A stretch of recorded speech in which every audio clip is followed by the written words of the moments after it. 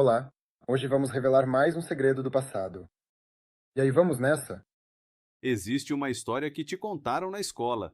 A Inglaterra era uma grande potência marítima que derrotou a Armada Espanhola, fundou colônias e criou o maior império da história. Navegadores nobres, almirantes corajosos, fiéis servidores da coroa. Agora, a história que nunca te contaram. A Inglaterra se tornou um império porque sua rainha era a organizadora do maior esquema de extorsão estatal da história. Ela financiava pessoalmente piratas, recebia uma fatia de cada navio saqueado e recompensava seus melhores ladrões com títulos de cavaleiro. A diferença entre um pirata e um cavaleiro na Inglaterra elisabetana era exatamente um documento com o selo real. E esse sistema não foi uma exceção nem uma vergonha, foi uma escolha estatal consciente, que funcionou. 1558. Elizabeth I sobe ao trono. A Inglaterra é um pequeno estado insular na extremidade da Europa. Os cofres estão vazios, as dívidas são enormes, o exército é fraco. E a Espanha é a potência mais rica do mundo. A prata da América flui como um rio. A Armada Espanhola controla os oceanos. As colônias espanholas abrangem metade do globo. Elizabeth olha para esse cenário e faz uma pergunta simples: como um país pequeno e pobre pode competir com o império mais rico do mundo? A resposta que ela encontrou mudou a história. Não guerrear diretamente, caro demais e perigoso. Não comercializar, a Espanha controla as rotas. Mas contratar pessoas para saquear os espanhóis, oficialmente, com permissão real, e dividir o espólio com a coroa. Isso se chamava corso, e Elizabeth o transformou em uma indústria estatal. A carta de corso, Letter of Marque, era um documento que transformava um pirata em um empreendedor legalizado. O capitão recebia o direito de atacar navios de determinado país, tomar a carga, vendê-la e pagar um percentual à coroa. Os espanhóis chamavam isso de pirataria. Os ingleses chamavam de corso. A diferença estava em um papel com um selo. Mas Elizabeth foi além do corso comum. Ela não apenas emitia permissões, ela investia pessoalmente nas expedições, colocava dinheiro, navios, equipamentos e recebia uma parcela pessoal dos lucros. A rainha inglesa era acionista de uma empresa de pirataria. Quando Francis Drake voltou de sua viagem ao redor do mundo em 1580 com os porões cheios de prata espanhola, Elizabeth o recebeu pessoalmente. A bordo do navio, ela o armou cavaleiro. O valor roubado era de cerca de 600 mil libras. Pelo valor da época, aproximadamente metade do orçamento anual de toda a Inglaterra. Francis Drake merece uma conversa à parte, porque esse é o homem que a Espanha chamava de El Draque, o dragão, declarou fora da lei e colocou a cabeça a prêmio, e a Inglaterra chamava de maior navegador de seu tempo e enviava para comandar a frota. Drake nasceu pobre, começou como marinheiro em navios mercantes. Aos 23 anos, já comandava seu próprio pequeno navio. Aos 28, sobreviveu a uma traição dos espanhóis em um porto mexicano, onde seus companheiros foram mortos e a carga foi confiscada. Depois disso, ele tomou uma decisão que o tornou lendário. Declarou guerra pessoal à coroa espanhola e a travou por 20 anos. Drake saqueava cidades portuárias espanholas no Caribe, interceptava mulas carregando prata pelo Istmo do Panamá, atacava galeões espanhóis em mar aberto, cada vez voltando para a Inglaterra mais rico. Sua viagem de circunnavegação de 1577 a 1580 foi oficialmente uma expedição científica. Na prática, foi uma operação de pilhagem ao redor do globo inteiro. Pelo caminho, saqueou portos espanhóis no Chile e no Peru, interceptou o galeão espanhol Cacafuego com sua carga de prata e ouro, e voltou para casa com um espólio que em valores modernos equivale a cerca de 100 milhões de libras. Elizabeth recebeu sua parte e armou Drake Cavaleiro diretamente a bordo de seu navio, o Golden Hind. O embaixador espanhol em Londres exigiu que Drake fosse punido por pirataria. Elizabeth se recusou. O rei espanhol colocou 20.000 ducados pela cabeça de Drake, uma enorme quantia. Drake continuou saqueando, mas Drake não estava sozinho. A Inglaterra elisabetana produzia corsários como uma linha de montagem. John Hawkins, parente de Drake, foi o primeiro inglês a praticar sistematicamente o tráfico de escravos. Ele comprava e capturava africanos, os vendia a colonos espanhóis no Caribe e voltava com ouro. Elizabeth investiu um de seus navios em sua primeira expedição.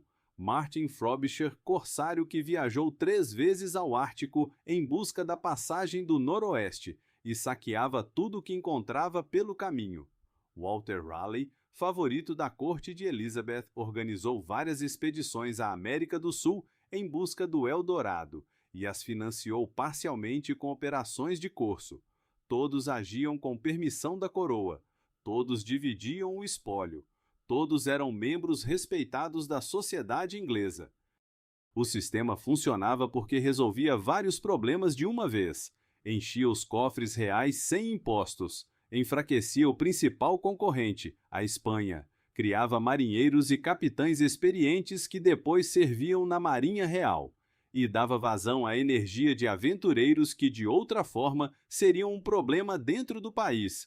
O gênio de Elizabeth não foi inventar o corso. Ele já existia antes dela. O gênio foi transformá-lo em política estatal com sistema de financiamento, proteção jurídica e incentivos embutidos. 1588. O rei espanhol Filipe II finalmente perde a paciência. Ele reúne a invencível armada, 130 navios, 27.000 soldados. O objetivo é invadir a Inglaterra, mudar o regime, acabar com o corso elisabetano. A armada é derrotada, não apenas pela frota inglesa, pelo clima, pela tática infeliz, pelas doenças, mas entre os comandantes da esquadra inglesa estão Drake e Hawkins. Ex-corsários comandam a defesa do país. O sistema funcionou ao contrário. Homens treinados para saquear navios espanhóis provaram ser os melhores militares navais da Inglaterra. Após a vitória sobre a Armada, a Inglaterra se tornou a principal potência marítima do Atlântico. Não porque tinha uma grande marinha de guerra, mas porque tinha milhares de marinheiros experientes e dezenas de capitães forjados no sistema corsário. Passam algumas décadas, Elizabeth morre, Jaime I sobe ao trono e assina a paz com a Espanha. O corso oficial contra os espanhóis termina. E é aqui que começa a parte mais interessante. Milhares de marinheiros acostumados a viver do saque ficam sem trabalho, sem permissão oficial, sem cobertura real. Alguns foram para a marinha mercante, alguns para a militar, mas muitos chegaram a uma conclusão simples. Fazíamos a mesma coisa quando tínhamos um papel com selo. Por que devemos parar só porque o papel não existe mais? Assim, a máquina estatal do corso gerou o que a história chama de Era de Ouro da Pirataria. Os piratas do Caribe, Henry Morgan, Barba Negra, Calico Jack, Annie Bonny, são filhos do sistema elisabetano. Suas táticas, suas rotas, seus alvos, tudo herdado da geração de ladrões oficiais que a coroa treinou e depois abandonou. Port Royal, na Jamaica, se tornou a capital da nova pirataria. Mas não por acaso. A Jamaica era colônia britânica desde 1655. As autoridades britânicas toleravam os piratas em Port Royal porque ainda cumpriam uma função útil, enfraqueciam a presença espanhola no Caribe. E Port Royal cresceu de uma forma que nenhum planejador colonial poderia imaginar. Em 1670, mais de 6.000 pessoas viviam ali. Mais de 200 tabernas em uma única cidade. Casas de jogo abertas dia e noite. Os contemporâneos chamavam Port Royal de a cidade mais pecaminosa do mundo. Não era uma exageração. A economia inteira girava em torno do ouro e da prata espanhola roubada. Mercadores vendiam mercadorias saqueadas lado a lado com produtos legítimos. Ninguém fazia perguntas. Um marinheiro com os bolsos cheios de moedas espanholas podia viver como rei por um mês e morrer pobre em uma vala sem nome no mês seguinte. Henry Morgan agia com permissão oficial de corso, emitida pelo governador da Jamaica. Quando saqueou Panamá em 1671, a maior cidade da costa do Pacífico, na América, fez isso com uma carta de corso válida em mãos. O ataque ao Panamá foi uma operação de escala militar. Morgan liderou uma força de 1.200 homens. Cruzaram o istmo a pé pela selva densa durante 8 dias, combatendo mosquitos, doenças e emboscadas espanholas. Quando finalmente chegaram, a cidade tinha sido incendiada pelos próprios espanhóis para impedir que o tesouro caísse nas mãos de Morgan. Não importou. Morgan saqueou os escombros, carregou prisioneiros, extorquiu resgates. E voltou com uma quantidade de ouro e prata que deixou toda a Jamaica boquiaberta. Quando a Espanha exigiu que Morgan fosse punido, ele foi preso, levado a Londres e solto. Mais que isso, recebeu o título de cavaleiro e foi nomeado vice-governador da Jamaica. O mesmo homem que havia destruído uma cidade espanhola agora governava a principal colônia britânica no Caribe. A história de Morgan é quase uma cópia exata da história de Drake um século antes. Nomes diferentes, o mesmo sistema. Em 7 de junho de 1692, Port Royal recebeu sua punição. Um terremoto catastrófico atingiu a cidade às 11 horas e 43 minutos da manhã. O solo se liquefez. 2/3 da cidade afundaram no mar em menos de 10 minutos. 2.000 mortos imediatos, outros milhares nas semanas seguintes por epidemias. Alguns pregadores viram nisso a mão de Deus punindo a cidade dos pecados. A física não ligou para a teologia. Port Royal tinha sido construída em areia solta sobre uma falha sísmica. A era de ouro da pirataria não morreu com Port Royal. Migrou. Nassau, nas Bahamas, se tornou o novo centro.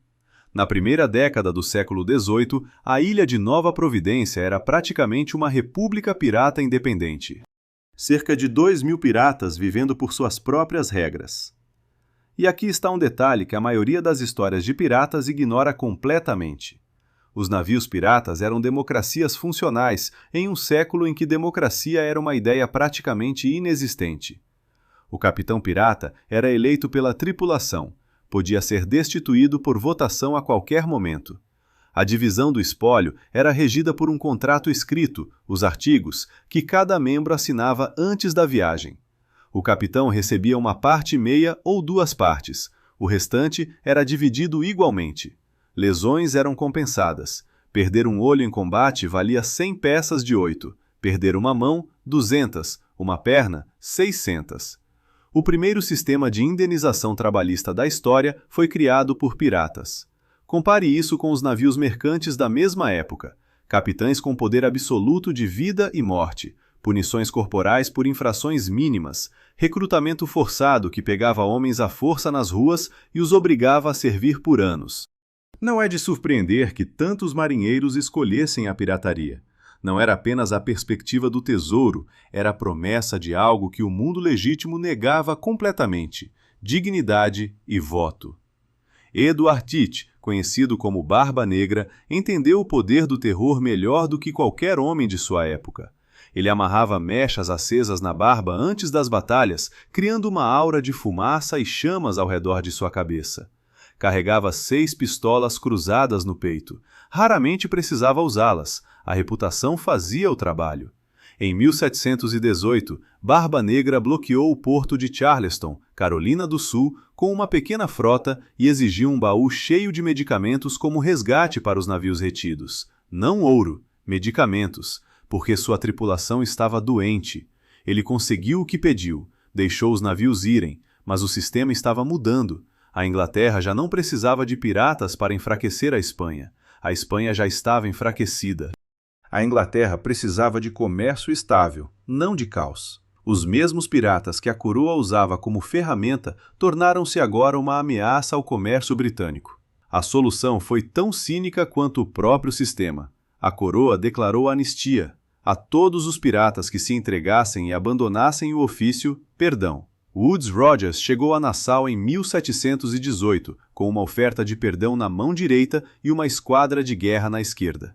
A maioria aceitou. Alguns se tornaram comerciantes. Outros se juntaram à Marinha Real. Alguns até se tornaram caçadores de piratas, usando seu conhecimento para perseguir antigos colegas. Aos que se recusaram, a caça. Barba Negra foi morto em novembro de 1718, em um combate furioso com um navio de guerra britânico. Levou 5 tiros de bala e 20 golpes de espada antes de cair. Sua cabeça foi pendurada na proa do navio como aviso. Assim, o Estado que criou a pirataria a destruiu quando se tornou inconveniente. E, em paralelo, se desdobrava outra história. Enquanto uma mão da coroa lidava com os piratas, a outra construía a Companhia das Índias Orientais. A ligação entre o corso e a companhia é direta e documentada. As pessoas que financiaram as primeiras expedições corsárias de Drake e Hawkins eram os mesmos mercadores londrinos que depois investiram na Companhia das Índias Orientais. Os mesmos esquemas financeiros, a mesma lógica: invista dinheiro, arrisque, receba lucro com o que foi tomado. A diferença é que a companhia não tomava navios isolados, mas mercados inteiros. Não cargas isoladas, mas países inteiros. Francis Drake saqueava um galeão espanhol. A Companhia das Índias Orientais saqueava uma civilização inteira. Mas o princípio era o mesmo: empreendimento privado com cobertura estatal. O corso foi o protótipo. A companhia foi a versão em escala do mesmo projeto. Existe um detalhe que quase todos ignoram ao contar essa história. A frota que derrotou a Armada Espanhola e fez da Inglaterra uma potência marítima era pela metade privada. Drake levou para a batalha seus próprios navios. Mercadores equipavam embarcações às suas custas. A coroa regulava e coordenava, mas a maior parte da frota pertencia a particulares que esperavam lucro. Não é uma força naval no sentido moderno. É uma sociedade anônima com canhões. O mesmo modelo que depois usou a Companhia das Índias Orientais: exército próprio, frota própria, cobertura estatal, lucro privado, foi desenvolvido ainda na era elisabetana, nas operações corsárias de Drake. A Inglaterra não se tornou um império apesar da pirataria. Ela se tornou um império graças à pirataria. Há outro fio nessa teia que raramente é mencionado. O tráfico de escravos e a pirataria cresceram juntos, usando as mesmas rotas, os mesmos navios, os mesmos financiadores. John Hawkins, corsário de Elizabeth, foi pioneiro na rota triangular. Manufaturas inglesas para a África, africanos escravizados para as Américas, ouro e açúcar de volta para a Inglaterra. Elizabeth investiu pessoalmente em sua segunda expedição. A rainha era acionista também do tráfico de escravos. Os piratas do Caribe que vieram depois não tinham princípios anti-escravistas. Alguns libertavam escravos de navios capturados e os integravam nas tripulações como membros iguais. Outros os revendiam. A democracia dos piratas tinha seus limites bem definidos. Mas o sistema todo, corso, pirataria, tráfico de escravos, Companhia das Índias Orientais, eram peças do mesmo mecanismo. A acumulação de riqueza para a ilha pequena e pobre que no início do século XVI não tinha como competir com a Espanha. Ao final do século XVIII, a equação havia se invertido completamente. A Espanha estava decadente, a Inglaterra controlava os mares, a Índia, o comércio global. O déficit de poder havia sido transformado em hegemonia absoluta. E tudo começou com uma rainha sem dinheiro que decidiu financiar ladrões. Hoje, Francis Drake é herói nacional da Grã-Bretanha. Sua estátua fica em Plymouth. Em sua homenagem foram batizados estreitos, baías, escolas. Sua circunnavegação é ensinada às crianças como exemplo de coragem e habilidade náutica. Os espanhóis ainda o chamam de pirata, e do ponto de vista histórico, eles têm razão. A diferença entre Drake herói e Drake pirata é a diferença entre a história escrita pelos vencedores e a história escrita pelos perdedores. A Inglaterra venceu, por isso Drake é herói. Se a Espanha tivesse vencido, ele seria lembrado como criminoso. Seu retrato estaria em um tribunal e não em um museu nacional. Francis Drake morreu em 1596 de disenteria ao largo do Panamá durante mais uma expedição de pilhagem. Foi enterrado em um caixão de chumbo no mar. O local de sepultamento é desconhecido. O homem que mudou completamente o equilíbrio de poder no Atlântico, enriqueceu a coroa inglesa com somas que financiaram guerras inteiras e lançou as bases do poderio marítimo britânico, jaz no fundo do oceano em algum lugar perto das ilhas caribenhas. Sem túmulo, sem local exato, sem placa, apenas a lenda, e uma estátua em Plymouth. A história do Corso é a história de como o Estado monopoliza a violência e depois privatiza o lucro. Como um papel legal transforma um crime em bravura. Como o saque em nível estatal é chamado de interesse nacional. Não é uma história apenas sobre piratas e a Inglaterra. É uma história sobre o mecanismo pelo qual os estados acumulam poder e riqueza. O mecanismo não envelheceu. Os nomes mudaram. A Carta de Corso hoje se chama Contrato Estatal. A empresa militar privada é um corsário com outra embalagem jurídica. A cobertura estatal para o saque corporativo são incentivos fiscais e desregulamentação. Blackwater, Wagner, as dezenas de empresas militares privadas que operam em zonas de conflito pelo mundo hoje são herdeiras diretas do modelo elisabetano. Agem onde o Estado não quer aparecer, fazem o que o Estado não pode fazer oficialmente e dividem os lucros com quem lhes deu a cobertura. O sistema que Elizabeth I criou no século XVI para resolver o problema de uma pequena ilha pobre diante de um império rico ainda está funcionando, com outros nomes, em outros países, com outras bandeiras. E o sistema que ele ajudou a criar, que transformou um pequeno país insular no maior império da história, esse sistema ainda funciona, só que com outras roupas. A Inglaterra não combateu a pirataria. A Inglaterra a criou, usou, escalou e destruiu quando não precisou mais dela. Esse é o verdadeiro segredo do Império Britânico. Não a coragem, não a missão civilizatória, não a superioridade. Extorsão estatal com boa publicidade.